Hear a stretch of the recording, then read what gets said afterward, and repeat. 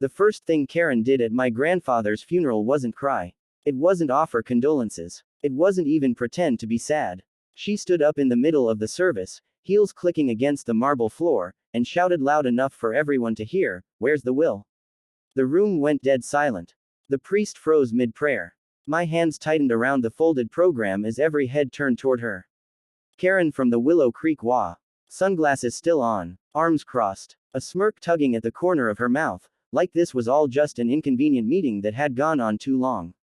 My grandfather's casket sat 10 feet away. I remember thinking, this woman has no soul.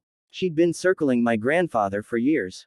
Complaints about fences. Complaints about road access. Complaints about unauthorized livestock. All because his land, 900 acres of pasture, creek, and wooded hills, sat right in the middle of their manicured WA development like a stubborn scar they couldn't erase. He refused to sell. They hated him for it. And now he was gone. Karen stepped closer, lowering her voice but not enough. We need to see documentation. Immediately. Until the estate is settled, that land is in dispute. I looked at her, stunned. This is a funeral. And this, she replied coldly, is business. She didn't know yet. None of them did. My grandfather raised me after my parents died. He taught me how to fix fences, read weather by smell, and never back down from bullies wearing clean clothes. 2 weeks before he passed, he called me out to the old barn, the one with the crooked beam and faded red paint. You remember what I told you about vultures? He asked. That they don't wait for you to die, I said. He smiled. Good. Because they're coming. That same day, his lawyer handed me a sealed envelope. Not the will itself, just instructions. Clear. Legal. Ruthless. Karen must have thought intimidation would work. At the burial, she cornered me by my truck. You're young, she said. This kind of land is a burden. WA zoning alone will bury you in fines. I don't live in the WA, I said. You will, she replied, smiling wider. Sooner or later. 3 days later, the WA sent their first letter. Claiming shared access rights. Claiming historical easements. Claiming my grandfather had verbally agreed to future development access. All lies. Then the trucks showed up. Bulldozers rolled onto my land like they owned it. Survey flags popped up overnight. Karen stood at the fence line in a crisp blazer, clipboard tucked under her arm. We're just conducting preliminary assessments, she said. If you interfere, we'll involve the county. I didn't raise my voice. I didn't argue. I let them work. Because my grandfather didn't just leave me land. He left me leverage. For years, the WA had quietly rerouted drainage, sewer overflow, and storm runoff through his lower fields without permits. He documented everything. Photos. Dates. County filings. And the kicker, he'd leased underground access rights to a private utility company that predated the WA by decades. They were trespassing. Illegally. Expensively. I made one phone call. The next morning, county inspectors showed up unannounced. Trucks stopped. Workers scattered. Karen arrived furious, face red, yelling about harassment and sabotage. The inspector didn't even look at her. Ma'am, this WA is in violation of 3 environmental codes and 2 land use statutes. Her mouth opened. Closed. They shut the site down on the spot. The WA retaliated fast. Fines. Legal threats. Letters accusing me of harassment. One even accused me of emotional distress, for Karen. At the next WA meeting, she slammed her fist on the table. He doesn't even live here. He shouldn't control our future. I watched the livestream quietly from my kitchen. She still didn't know. The will was finalized a week later. Clean. Ironclad. My grandfather had placed the land into a trust, owned by me, protected from forced sale, and explicitly exempt from WA jurisdiction. Any attempt to annex it would trigger automatic lawsuits. Karen demanded a copy. We need to review this immediately, she said over voicemail. I never responded. Then came the audit. Turns out, once the county started digging, they found everything. Unauthorized construction, misused WA funds, false filings under Karen's signature. She'd rushed development approvals for years without permits. Residents started asking questions. Where did their dues go? Why were fines suddenly skyrocketing? Why was the HOA's lawyer resigning?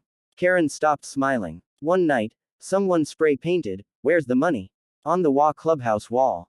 By then, I'd done the last thing my grandfather planned. I filed a civil suit. Not for revenge. For restitution. Part 2 of 2. Karen showed up to court in the same blazer she wore at the funeral, but it hung looser now. Dark circles lived under her eyes. She didn't look powerful anymore. She looked hunted. The judge didn't let her interrupt. Not once. Page after page of evidence laid everything bare. Illegal land use, environmental violations, HOA funds diverted into consulting fees that led straight back to her own shell company. Emails where she bragged about forcing the old man out. The courtroom murmured. Her lawyer tried to spin it. Misunderstandings, clerical errors, ambition taken too far. The judge wasn't impressed. The ruling hit like thunder. The HOA was found liable for damages to my land, illegal use of utilities, and intentional harassment. Fines stacked up fast. Then came the personal judgment against Karen. She was removed as HOA president immediately. Assets frozen. Properties seized. The HOA had to pay restitution or dissolve. And here's the part she never imagined. To cover the damages, the HOA was forced to sell communal property, including the access roads that crossed my land. I bought them. All of them. Suddenly, Willow Creek HOA sat landlocked. Residents panicked. Home values plummeted overnight. Emergency meetings turned into shouting matches. Karen tried to rally support, but no one was listening anymore. At the final HOA gathering, she stood in front of a half-empty room. "This isn't fair," she said, voice cracking. "He planned this." She was right. My grandfather did. The HOA officially dissolved 3 months later. Residents scrambled to negotiate easements.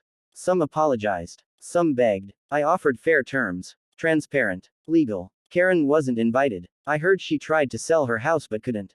Without HOA infrastructure, no bank would touch it. Eventually, foreclosure took it.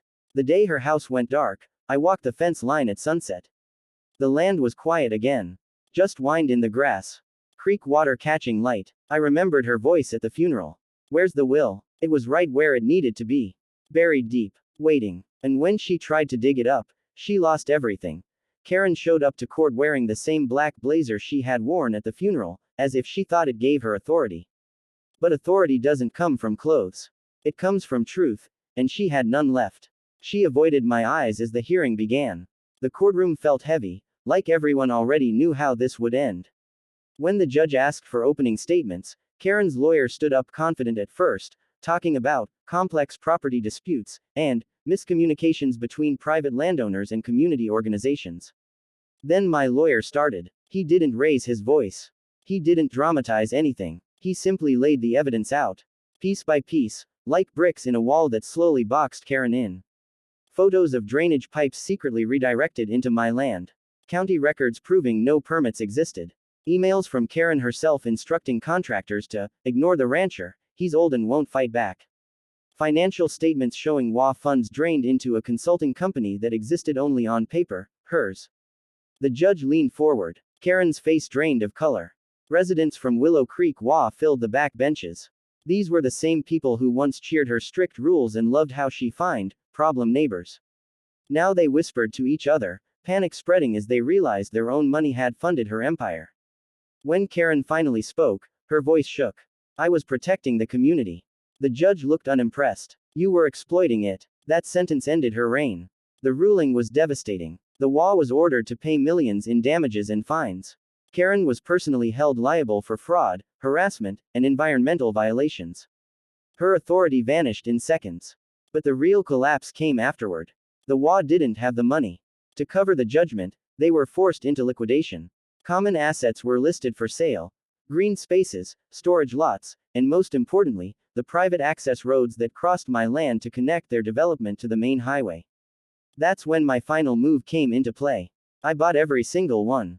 Legally. Public auction. No tricks. Overnight, Willow Creek HOA became an island with no legal access to the outside world. Panic exploded. Emergency HOA meetings turned into screaming matches. Residents demanded answers. Karen tried to explain, tried to blame me, tried to claim betrayal, but no one listened. They saw the documents. They saw the numbers. They saw how she had used them. Someone shouted, "You said he couldn't fight back." Another yelled, "You said the land would be ours." Karen stood there, shaking, realizing something terrifying. Without power, she was nothing. The HOA officially dissolved weeks later. Residents rushed to negotiate individual easements with me. Some were respectful. Some were ashamed. A few even apologized for standing by Karen all those years. I gave fair terms, reasonable fees, transparent contracts. I wasn't trying to punish them. Karen, however, got nothing. Her house was one of the first to fall. Without HOA backing, no bank would refinance it. With liens stacked against her, foreclosure came fast. The day the moving truck pulled away, I drove past slowly, not to gloat, but to close a chapter. The woman who once shouted at a funeral now couldn't even afford to stay in her own neighborhood. On the anniversary of my grandfather's death, I walked the full fence line of the land. 900 acres of quiet strength. No bulldozers. No survey flags. Just grass, wind, and sky. I stopped near the old barn and remembered his voice. They won't wait until I'm gone. He was right. But he also knew something else. Bullies always overreach. And when they do, they expose themselves. Karen asked, "Where's the will?" It was never about paper. It was about patience. And in the end, everything she tried to steal buried her instead.